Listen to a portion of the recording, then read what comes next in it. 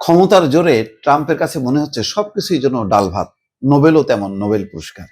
সেই জন্য তিনি 7টা যুদ্ধ থামায় 7টা নোবেল চাইছেন।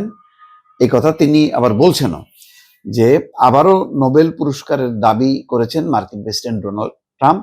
বলেছেন চলতি বছরের শুরুতে ভারত পাকিস্তান সহ 7টি যুদ্ধের অবসান ঘটানোর জন্য তার শান্তিতে নোবেল পুরস্কার পাওয়া উচিত।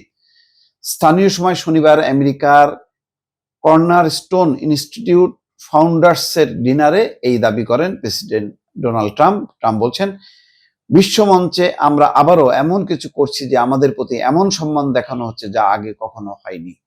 আমরা শান্তি চুক্তি তৈরি করছি, যুদ্ধ বন্ধ করছি, আমরা ভারত পাকিস্তানের মধ্যে যুদ্ধ থামিয়েছি, থাইল্যান্ড ও কম্বোডিয়ার মধ্যেও।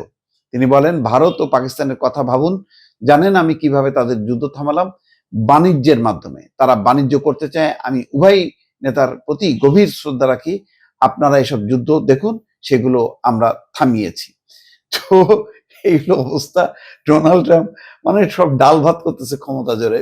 ওইদিকে বাগমার কি বাগরাম বিমান ঘাঁটি চাইতেছে, দিতে হবে নাইলে আফগানিস্তান সাইজ করবে। ওইদিকে ভেনেজুয়েলায় মানে অ্যাটাক করতেছে, বিভিন্ন নৌকা ডুবাই দিতেছে, বলতেছে এগুলি মাদক।